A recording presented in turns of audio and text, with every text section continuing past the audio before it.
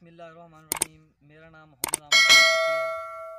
तो मैं आज आपको बताने जा रहा हूँ कि गंदम को किन मरहलों पर पानी देना चाहिए जिसकी वजह से हम पैदावार में इजाफ़ा कर सकते हैं।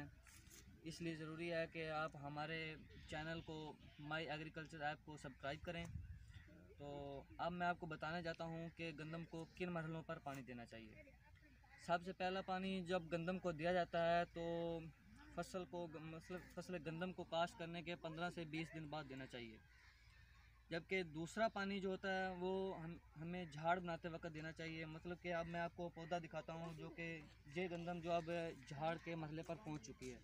अब मैं आपको एक पौधा दिखाता हूँ जब झाड़ का मरहला आता है तो इसकी शनाख्त जो है, ये एक पौधा लें, ये देखें, मैंने आपको पौधा दिखा दिया। अब ये मेन है, मेन टिलर जा रहा है, पहले 1 और 2 और 3, इस पौधे के 3 टिलर बन चुके हैं। अब एक ये मेन जा रहा है जिसके ऊपर मतलब कि सिटा बनना है जाके ऊपर। जब ये मतलब कि दूधिया गोब का मरला जब ऊपर आएगा ना तो इसके ऊपर जो सिटा बनना है।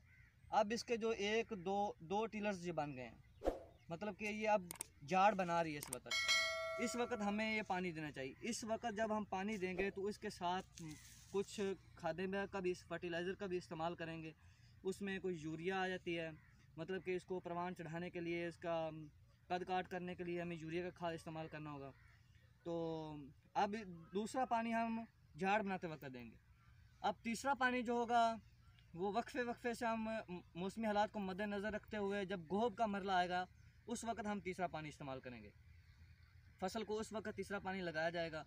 अब चौथा पानी जो होगा, चौथा जो पानी होगा ना वो बूर आते वक्त देंगे। जब मतलब कि फसल पर बूर आना शुरू हो जाएगा, फसल गंदम पर बूर आना शुरू होगा, उस वक्त देंगे। जबकि पांचवा पानी दूधिया हालत में देंगे, जब मतलब कि गंदम के सिट्टे के अंदर दाना बनने के करीब हो रहा है, उस वक्त दूधिया हालत में पानी देना चाहिए। अगर हम उस वक्त, अगर ये पानी की इस तरह के स्टेज हैं, मतलब कि गोब का मरला, ये झाड़ बनाते वक्त, ये दूधिया हालत, ये ऐसे मतलब कि ये ऐसे पॉइंट हैं जिस पर अगर हम तवज्जो ना देंगे, फसल पर गौर ना फिक्र ना करेंगे तो हमारी पैदावार में कमी आ सकती है। इसलिए हमें पानी की स्टेज जिस वक्त पानी फसल को चाहिए होगा इस वक्त हमें देना चाहिए, तो हम अच्छी से अच्छी पैदावार हासिल कर सकते हैं। दूसरा, गंदम के अंदर मुख्तलिफ जड़ी बूटियाँ होती हैं जिनको कंट्रोल करके हमें अच्छी पैदावार हासिल कर सकते हैं। गंदम की जड़ी बूटियाँ जो कि पैदावार में बहुत खातिर ख्वाह कमी का बायस बनती हैं, इनको हमें कंट्रोल करके पैदावार बढ़ाई जा सकती है।